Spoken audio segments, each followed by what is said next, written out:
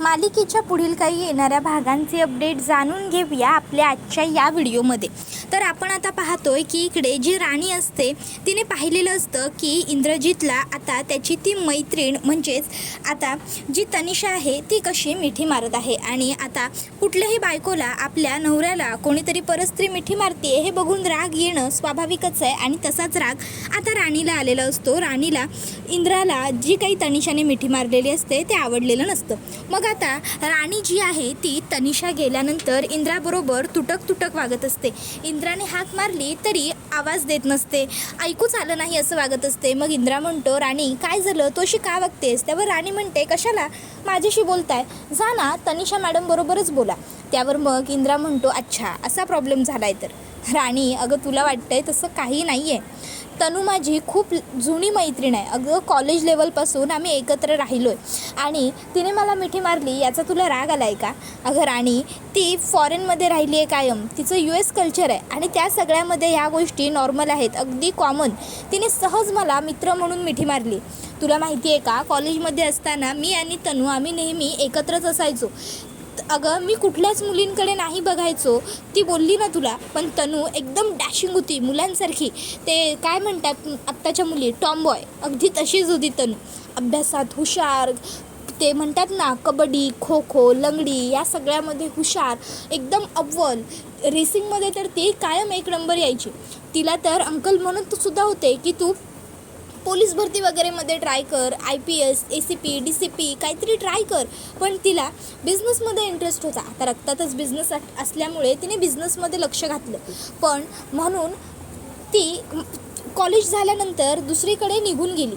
याचा अर्थ असा नाही की आम्ही भेटल्यावर एकमेकांशी बोलत नाही, आम्ही एकमेकांबरोबर आजही तितकेच क्लोज आहोत, पण याचा अर्थ आमच्यामध्ये आणखीन काही आहे असं नाही।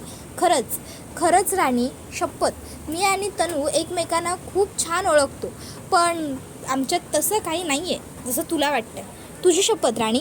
त्याबरोबर राणीला हे सगळं ऐकून आश्चर्य वाटतं, ती विचार करते मी काय विचार केला होता आणि हे सगळं काय निघालं।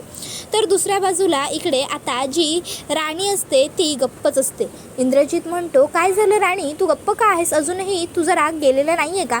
त्यावर राणी म्हणते, आता तुम्हाला कसं तुमच्या मैत्रिणीला बघितल्यावर तुमच्या जुन्या गोष्टी आठवल्या, तुमचं कॉलेजचं दिवस वगैरे, तसं मला तुमच्या मैत्रिणीला तुमच्याबरोबर बघितल्यावर माझे जुने दिवस आठवले। त्यावर इंद्रा म्हणतो, तुझे जुने दिवस म्हणजे? त्यावर राणी म्हणते, अहो माझे जुने दिवस म्हणजे मी जेव्हा कॉलेज करत होते ना तेव्हाचे दिवस, नाही म्हणजे तुमच्यासारखं काही इतकं छान इतकं मोठं हायफाय भारी कॉलेज नव्हतं माझं, पण माझाही एक मित्र होता, खूप चांगला होता आणि खूप भारी होता तो मित्र माझा। मग काय, नंतर कॉलेज सोडून गेला, त्यानंतर मग आणखीन एक मुलगा माझ्या आयुष्यात आला माझा मित्र म्हणून। हां, तो आधी थोडा चिडखोर होता, थोडा खोडकर होता, थोडा आगाऊ होता, थोडा हट्टी होता, थोडासा अल्लडसुद्धा होता, म्हणजे नेहमी समोरच्याला हर्ट होईल असं वागायचा, पण नंतर त्याला लगेच दयासुद्धा यायची। मला तर ना कधी त्याचा स्वभावच नाही कळायचा, पण कधी त्याच्या स्वभावाचं हसूही यायचं। आता जर मला त्याची आठवण आली ना तर हसावंसं वाटतं आणि प्रश्नही पडतो की हा खरंच असा कसा होता? त्यावर इंद्रजित म्हणतो की राणी, कोणाबद्दल बोलतेस तू हे? आणि इतका जवळचा मित्र होता तुला, ह्या आधी कधी सांगितलं नाहीस तू ह्याच्याबद्दल मला, काय नाव होतं त्याचं? त्यावर राणी म्हणते, जाऊ द्या हो, कशाला जुन्या गोष्टींमध्ये आता पुन्हा डोकावायचं? इंद्रजित म्हणतो, राणी अगं असं काय करतेस, मी सांगितलं की नाही तुला माझ्याबद्दल आणि तनूबद्दल, मग तू सुद्धा सांग ना मला, कोण होता तुझा मित्र, नाव तरी सांग त्याचं। त्याबरोबर राणी जोरात हसते आणि म्हणते, खूप भारी वाटतंय त्याचं नाव काढून। इंद्रा म्हणतो, राणी बास गा आता, सांग ना कोण आहे? त्यावर राणी त्याला आरशासमोर उभा करते आणि म्हणते, तुम्ही, आणि माझा दुसरा मित्र म्हणजे तुम्हीच। त्यावर इंद्रा म्हणतो, काय, कॉलेजमध्ये असताना तू कधी मला बघितलंस? त्यावर राणी म्हणते, कधीच नाही, तुम्हाला खोटं वाटू नये ना म्हणून मी फक्त थोडंसं सुरुवातीचं खोटं बोलले आणि नंतरचं सगळं खरं बोलले, तुमच्या बाबतीतलं तुम्ही तसंच होतात की पूर्वी। त्यावर इंद्रा हसतो आणि राणीला म्हणतो, राणी तू ना, आम्ही सोडणार नाही आहे तुला, पण तोपर्यंत राणी खाली पळून जाते। त्याबरोबर दुसऱ्या बाजूला इकडे जी उर्मिला असते तिने विक्रांतला फोन केलेला असतो आणि ती विक्रांतला म्हणत असते, विक्रांत तू सांगितल्याप्रमाणे मी सर्व प्लॅन एक्झिक्यूट केलेला आहे, आता मी इकडे सर्व काही व्यवस्थित करेनच, फक्त तू मला वेळेवरती गाईड करत जा. तू जे आणि जसं जसं सांगत जाशील मी अगदी ते तसं स्टेप बाय स्टेप फॉलो करेन. फक्त तुला जे सांगायचं आहे ते तू मला वेळेवरती सांगत जा. लक्षात ठेव विक्रांत, काहीही झालं तरीही तू जे म्हणशील तसंच या घरात व्हायला हवं याची काळजी मी घेईन. त्याबरोबर मग विक्रांत म्हणत असतो, राणी लक्षात ठेव, उर्मिला लक्षात ठेव, काहीही झालं ना तरी त्या घरामध्ये त्या लोकांना सुखाने जगू द्यायचं नाही आहे. त्या राणीला आणि त्या इंद्राला संसार करूच द्यायचा नाही आहे. आपलं होणारं मुलंच त्या घरचं खरं वारस व्हायला हवं, नाहीतर यांचं खानदानच बुडेल. त्यामुळे आपल्या मुलाला वारस बनवण्याशिवाय यांच्याकडे काही पर्याय उरणार नाही. त्यावर ती म्हणते, हो अगदी खरं, सगळी प्रॉपर्टी यांची आपोआप आपल्या हातातच येईल ना, जर त्या राणीला मुलंच राहिलं नाही तर. विक्रांत, खरंच तू किती हुशार आहेस. तू किती शिताफीने मला माझ्या प्रेग्नन्सीचा वापर करून या घरात घालवलंस, पण आता मी राणीला कधीच आई होऊ देणार नाही आहे. त्याबरोबर मग आता विक्रांत म्हणतो, पण आता इतक्यात तू काहीही नसता आगाऊपणा करायला जाऊ नकोस. आता जेवढं मी सांगतोय तेवढंच कर.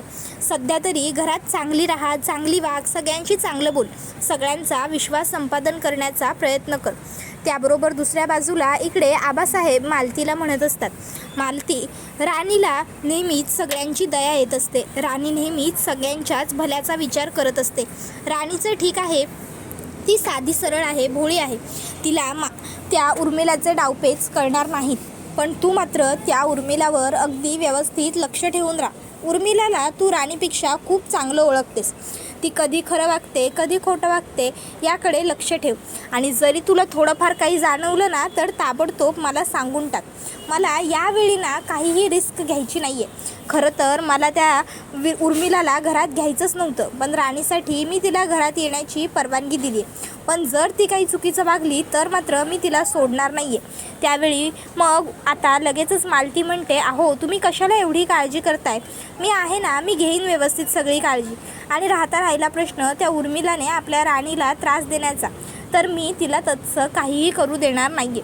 मला थोडं जरी काही जाणवलं ना तरी मी लगेच येऊन तुम्हाला सांगेन. तुम्ही निश्चिंत राहा आणि अगदी शांत व्हा.